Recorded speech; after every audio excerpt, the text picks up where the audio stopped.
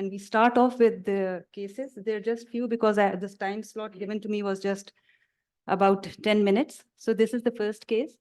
And as Dr. Zia is my teacher, so he showed you many signs. So we have a sign over here as well. So anyone who can pick up the sign and say what we're dealing with. Yes, sir? Yes, it's a white cerebellum sign. Yes, that's one of the sign. And what the other sign we have over here? So we're two signs. So it's, yes, it's a pseudo subarachnoid hemorrhage sign. If you can see over here, you can see the vessels in appearing hyperdense, and we can give this as a pseudo subarachnoid hemorrhage sign, but actually it is due to the marked edema and swelling of the supratentorial plane, and you can see there is complete loss of gray white matter differentiation. So this is a pseudo subarachnoid sign, hemorrhage sign, and along with it, a reversal sign or a white cerebellum sign that we see, which is seen in severe ischemic insult to the supratentorial plane, as in cases of CPR, severe cerebral edema, hemorrhage, extensive meningitis. So these are the few causes of this appearance. But we need to document it and tell it because this patient has a very poor prognosis once you see the sign radiologically.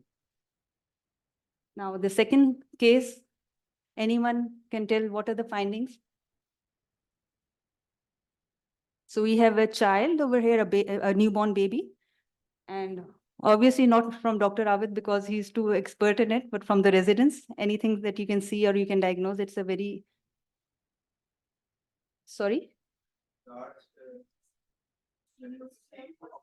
Yes, yes, fine. What else? Once, yes. Yes, you have an enlarged posterior fossa. Yes, what else?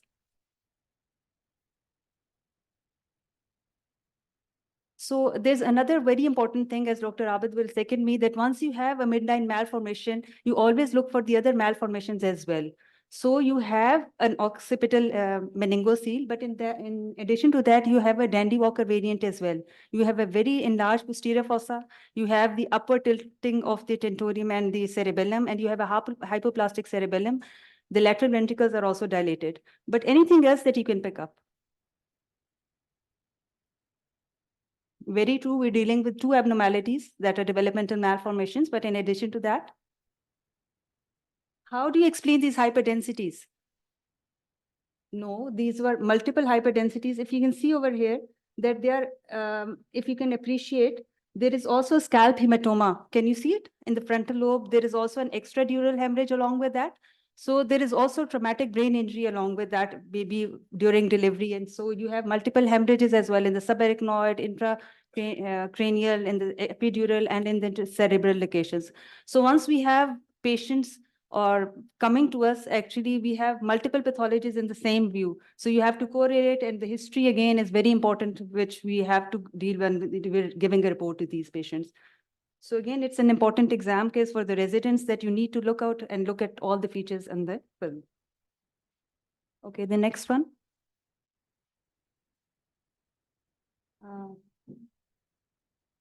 ये इधर से हट सकते हैं talking वाला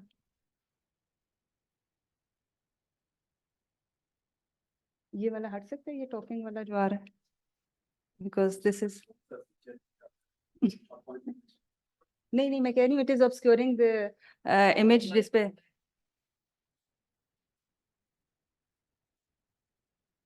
ये इधर से हटा दें सिर्फ. Yes, somebody either sent. Yes. Okay, fine. So anyone? The residents, what do they find? Do they find any abnormality? If you pick up the sequences, what do you see? So we had T2 flare sequences, we have a GRE, then you have diffusion weighted, and then you have the flare coronal. Any finding, any abnormality? What do you think you're dealing with? So a calcified meningioma should be appear hypointense on all the sequences, whether it's a T1 or a T2, right? But this is appearing hypointense on T1. What else appears hypointense on T1? On, sorry, the GRE sequence? Bleed. So what do you see? Do you think there's some bleed? So these are basically exam cases, so maybe a bit difficult, but if you just appreciate this film, this image that you see over here, इसमें cursor आ सकता है इस पर? Aksha, maybe I can see it with this one. Okay. If you look at this, can you see this? So, and this is the area of susceptibility. So what is this? No, no, it's not a venous sinus. If the venous sinus thrombosis, you see the transverse sinus over here. If you see a venous sinus thrombosis, it should be at this place and then it should go around like this. So this is basically going in this place. So it is not a dural venous sinus thrombosis. It is a subdural hemorrhage in the infratentorial location. You do not see it very commonly, but in cases of trauma, you do pick it up. So normally you're routinely, you're used to seeing subdural hematomas in the frontoparietal region, but subdural can occur around the cerebellum as well. So this is not a dural venous sinus thrombosis because it should be at this location. So this is surrounding the cerebellum in the subdural space. So this is an infratentorial subdural hemorrhage around the cerebellum. Okay, what about this one?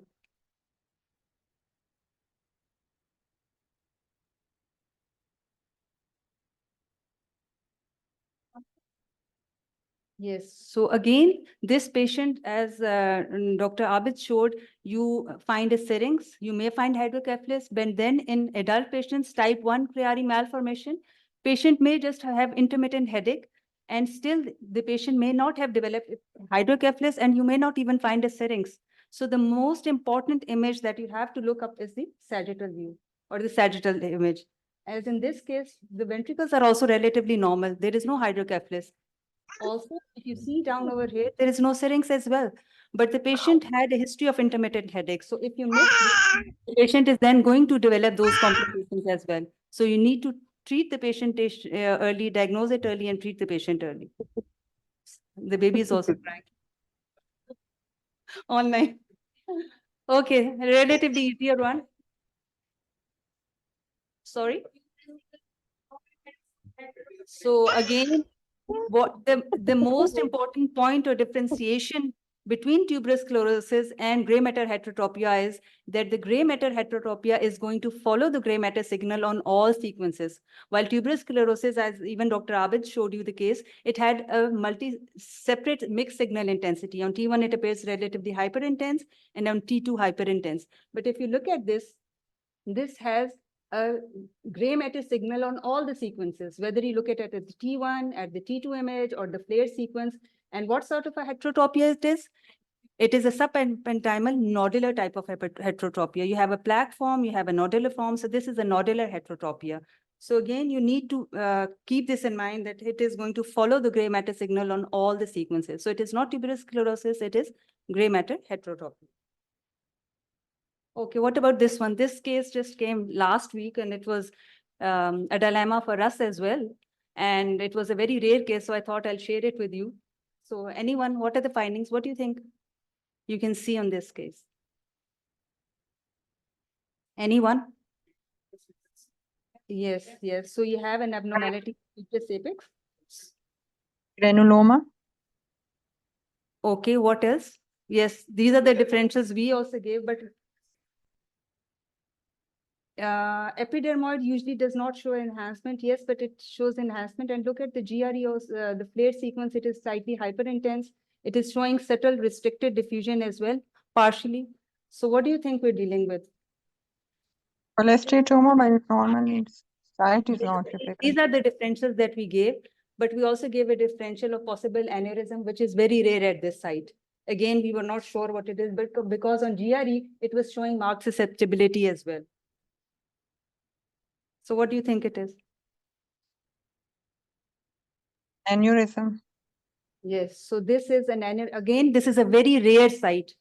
We have very rarely documented petrous part of the internal carotid artery is very rarely shows an aneurysm. And as you can see over here, it is a partially thrombosed aneurysm. This is the whole aneurysm. This is the portion which is projecting, but this portion is not enhancing. So this is a partially thrombosed. So again, the chit is here. So this is a partially thrombosed aneurysm of the petrous part of the left internal carotid artery, which is again a very rare entity. So you need to if you find something which is atypical, you're not sure, you need to do more imaging because the management of the patient is going to matter with that way. So I think this is the last one, then we'll finish off. Just any positive finding that you can see.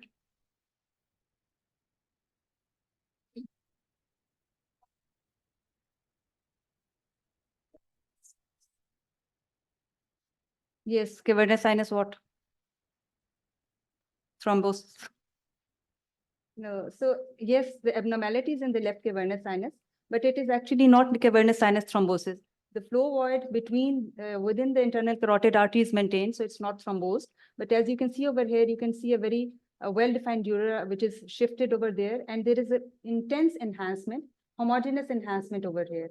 So we gave two differentials. Either it's an N-plaque meningioma in this case, or some inflammatory meningeal involvement. But considering the very well-defined pattern and the patient being relatively asymptomatic with no fever, I think that would be the most likely diagnosis that we gave first. Second is in some inflammatory involvement. Okay, anyone?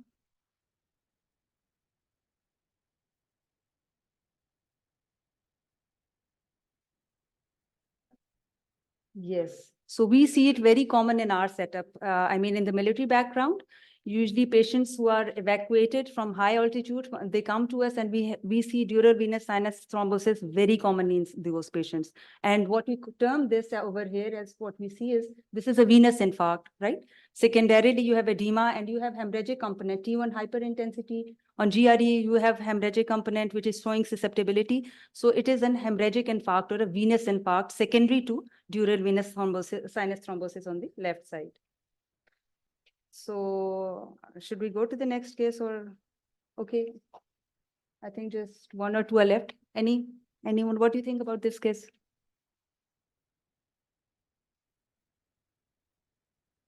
Yes, so this is a high-grade tumor because it is showing restricted diffusion. The pattern of enhancement is very erratic, heterogeneous, and again, as someone also previously also told, you can see peripheral restricted diffusion in the enhancing component. So once you see restricted diffusion in the enhancing vascular component, that is usually an aggressive tumor. But if you see restricted diffusion within the necrotic part, then that's an abscess. So this was a high-grade tumor in the temporal. This one.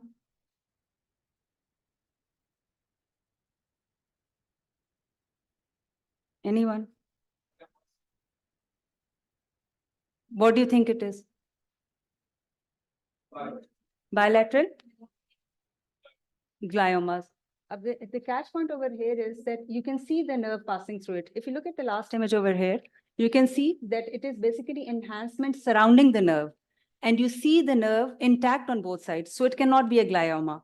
A glioma is usually the nerve itself is enlarged and enhancing. So once you see the nerve which is within it, so it is either a meningioma or some inflammatory or infective process affecting the meninges and causing enhancement. So the catch point is in basic imaging. So you need to localize the nerve itself. And you see the nerve, then it's not a glioma. It is either a meningioma or some other meningeal involvement or meningeal inflammation, which is involving the optic nerves. So this is the last case. Symmetrical. And the patient was also very, was symptomatic. Again, the clinical picture is very important. The patient had headache, was not well. Meningiomas patient, like the last case that I showed you, the patient was very well. He did not have so many symptoms and it was a well-defined. So our first differential in that case was an in-plaque meningioma. But in this case, again, the inflammatory or infective cause is more likely. It may be tuberculosis, it may be some connective tissue disorders, neurosarcoidosis, neurosarcoitis. These are the 3-4 common differentials that we would consider. See this one.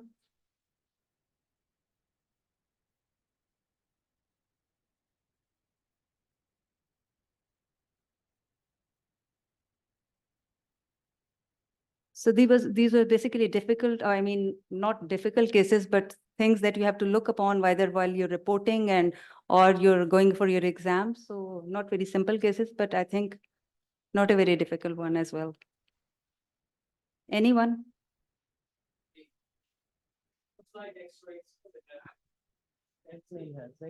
Yes. I think this looks like a meningioma to me. Yes, yes. So it's a cystic meningioma, but it's not a typical meningioma. Again, the important point that we have to appreciate, if you look at this image, there is also bone erosion or abnormal signal within the overlying bone. So once you find these findings in a meningioma, you would term it as an aggressive or atypical meningioma, or the other possibility is a hemangiopericytoma. These are the two differentials that you would give in such a case. And again, the important thing, considering the neurosurgeon point of view, you would like to say that there is involvement or extension into the superior sagittal sinus in the posterior aspect. So that is another important point as a radiologist that you have to comment upon and write it down, document it, because the surgical approach and the management by the surgeon will then be different. Well, I guess that's about it. Thank you.